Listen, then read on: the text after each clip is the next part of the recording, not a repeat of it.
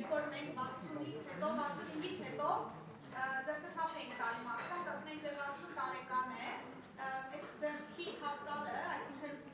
չկարևորելը մարդու կյանքը նույնքան 65-ից հետո հիմք դարձավ մեր ծրագրերի համար, որ իրականացվեն Հայաստանում։ Ուզում եմ սկսեմ այս պահին իրականացվող ծրագրերից։ Մենք ունենք հիշողության և աջակցության սրճարաններ Երևանում և մարզերում, և այս տարվա հունվարից մեր հիշողության և աջակցության սրճարանները կարող ենք ասել ինտեգրել ենք առողջ երկարակեցության պետական ծրագրի հետ, և նպատակն այն է, որ ամեն քաղաքում և գյուղում մարդը 65-ից հետո ունենա գնալու տեղ, զբաղվածություն, որտեղ կապահովի ֆիզիկական ակտիվությունը, կոգնիտիվ արժանքները, խաղերը, սոցիալական շփումները, որտեղ հայտնի փաստ է, որ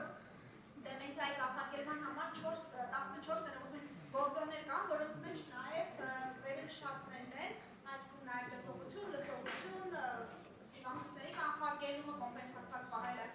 շաքարային դիաբետը, բարձրությունը, և այս պահին դուք տեսնում եք այն ծրագրերը, որ մենք իրականացրել ենք և իրականացրում ենք Հայաստանում վերջից գալ, և ունենք խնամողների և ընտանիքի անդամների համար նախատեսված ուղեցույցերի տիպի գրքույկներ, իրազեկող, որպեսզի մարդիկ իմանան ինչպես հարաբերվեն իրենց ընտանիքի անդամի հետ, եթե նա դեմենցիա ունի, բոլորը կհիշեն Նորքի տուն-ինտերնատում մեր էմոցիոնալ ռոբոտի, Ռոբին ռոբոտի աշխատանքը, երբ որ կովիդի տարիներին, կովիդի շրջանում մարդիկ մեկուսացած էին, իրենք դուրս գալ չէին կարող, շատ տխուր էին, և ռոբոտը, որ նախատեսված էր երեխաների համար, փորձարարական ծրագիր արեցի, Expert Technology-ի հետ, և ռոբոտը աշխատեց ավագ սերնդի հետ, ուստեղ մի կատակ բան կար, որը ասում ենք, երբ որ սոցիալական աշխատողը հոգեբանը օգնում են, որովհետև դժվարություններ կան այդ աշխատանքում, ռոբոտը այնքան էր աշխատում, այնքան էր լսում, այնքան էր խոսում, մինչև որ լիցքավորում էր վերջանում, հետո նորից լիցքավորում էին։ Մեր կարևորագույն աշխատանքներից, որ կուզեմ առանձնացնեմ, դա դեմենցիայի կանխարգելման ազգային պլանի մշակումն ու ներդնումն է մեր երկրում, Հայաստանի Հանրապետության առողջապահության նախարարությունն է, դա 2023-ին մենք արեցինք և մինչև 26 թվականներ, այս պահին էլ առաջնորդում ենք այդ փաստաթղթով,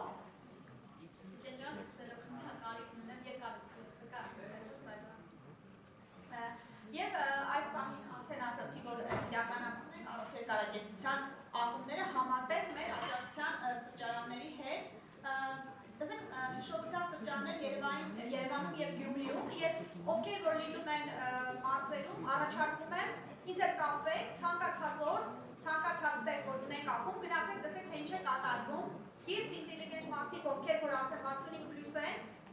իրենց լուսանցքից դուրս չեն համարում, ապրում են, զվարճանում են, ընկերանում են, տեղ-տեղ սիրահարվում են, դա ունենք, շատ հետաքրքրաբանան գնացեք, չեք կարող անտարբեր մնալ,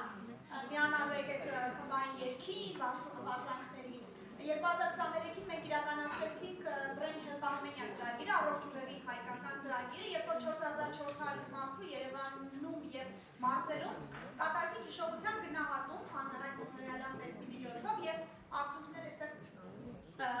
տխուր էին, որովհետև 37% և ավելի մոտ այս կամ այն տեսակի կոգնիտիվ խնդիրներ կային, արձանագրեցինք և այդ տվյալները մենք նախարարության ենք տրամադրել, որը որ անխուսափելիորեն բերելու է դեմենցիայի 5 տարվա կտրվածքով հարկադիր տեղահանումից և Արցախի թրջին պատերազմից հետո 23-ից սկսած մենք իրականացրեցինք սպորտ կաֆե և նաև հիշողության արցախցի մեր հայրենակիցների համար 65 բարձր, սա շատ կարևոր ծրագիր է, նաև հայկական բարեգործական հանրության հետ աշխատեցինք, կարևորն այն է, որ մարդիկ այդ տառապանքից հետո, այդ ամեն ինչից հետո չէին ուզում շփվել, խոսելու համար, անգամ խոսելու, շփվելու ծիծաղելու համար ամոթ էին զգում, և մենք այսօր մեր արցախցի տատիկներին, հիմնական տատիկներն են գալիս, արդեն տեսնում են ծիծաղելուց, իրենք ասում են մենք այդ 2 ժամը անցկացում ենք հիշողության և աջակցության սրճարանում, ուղղակի կտրվում ենք այդ դառ իրականությունից, որ ունենք, բայց այսօր արդեն ինտեգրված են մենք Արցախի տարեցների սրճարանները արդեն միացրել ենք տեղական խմբերի հետ, ունենք Էջմիածնում, ունենք Գյումրիում, Վանաձորում, և այս ծրագիրը, որի մասին արդեն ասեցին, մեր ապագա պլաններից ասեմ, ցավոք սրտի Հայաստանի ոչ բոլոր մարզերում, ոչ բոլոր համայնքներում, այդ չասեմ գյուղերում կան հիշողության աջակցության սրճարաններ, կան առաջ երկարագիտության ակումբներ, առաջկան պլանավորում ենք ունել աշտարակում, ես վստահ եմ, որ եկող ամիսական է, մարտի մեջ արդեն Սպիտակում եւ Էգնազորում, բայց որ այս առումով խնդիրներ ունի, որտեղ դեռ չունենք այդպիսի ծառայություն, նաեւ Երևանի մոտ եւ Վարդում է ամենակարևոր ապագա ծրագրերից ուզում եմ խոսել դեմենցիայի կանխարգելման պլանի մասին, այս տարի պիտի նախարարության աշխատենք, որպեսզի ունենանք այդ փաստաթուղթը 2027-2030 թվականների համար, եւ ես շատ կարևորում եմ, որ այստեղ մենք կանխարգելման բաղադրիչին ուշադրություն դարձնենք, եւ ես հույս ունեմ, որ Եվրոլաբի մեր գործընկերների հետ սկրինինգային ծրագրերի մասով կկարողանանք լուծումներ գտնել, որպեսզի մարդիկ նախապես 55-ից սկսած գոնե իմանան արդյոք իրենք ունեն գենետիկ հակում, դեռ հանգամանքներ կան։ Պիտի սա առանցքային բան ունենա, էլի դերակատարում ունա, կարծում եմ ՀՎԿ-ի հետ ենք անելու, դեռ կքննարկենք մեր գոլեգաների հետ, որպեսզի մարդը նախապես իմանա, եթե գոնե ցանկություն ունի, կլինիկի ձևով, որ արդյոք իրենք կպատահասի դա։ Եվ ամենակարևոր բանը, որ բոլոր հիվանդությունների դեպքում է առանցքային, սա ազգային ռեգիստրն է, որպեսզի տվյալներ ունենանք, հասկանանք, թե ինչի մասին է խոսքը, ինչ տվի մասին, ինչ ռիսկերի։ Կրթական եւ վերապատրաստման ծրագրերը մենք ընտանիք շարունակ անում ենք Առողջապահության ազգային ինստիտուտի հետ, վերապատրաստել ենք 10 բժիշկներ մեր մարզում, նրանք էլ իրենց գոլեգաների տեղերում,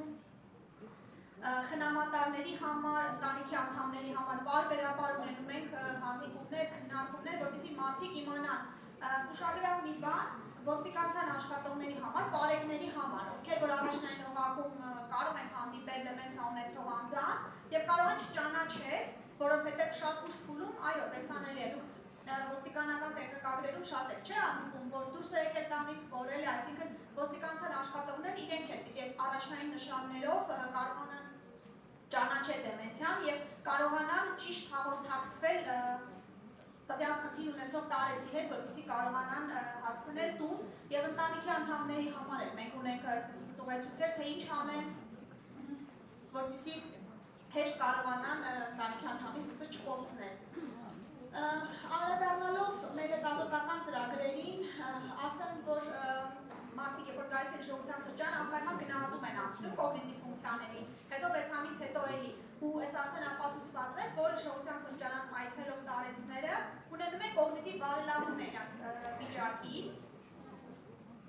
Հետազոտական ծրագիր ունեցել ենք աչքի ծրագիր, ես տեսնում եմ Տիկինուհին այստեղ ողջույն, կապը տեսողության եւ ուղեղի առողջության եւ Ռոբին ռոբոտը նույնպես հետազոտական ծրագիր է։ Մեր գոլեգաների մասին ընդհանրապես ասացի, շնորհակալ ենք բոլորին, որովհետեւ մենակ այս ահռելի ոլորտում, այսպես չկայլած արահետում աշխատելը դժվար կլիներ։ Բոլորի անունները տեսնում եք, նախարարություններն են երկու եւ մի բան էլ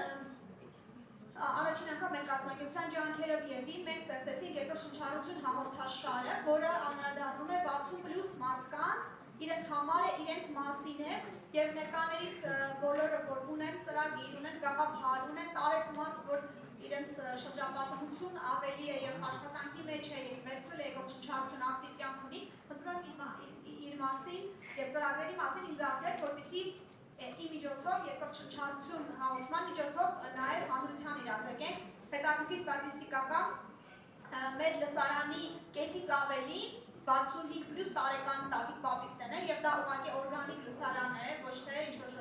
բան արած, այսինքն տատիկները լսում են YouTube-ում, հետևում են, կոմենտներ են գրում, մենք իրար սովորում ենք, աճում ենք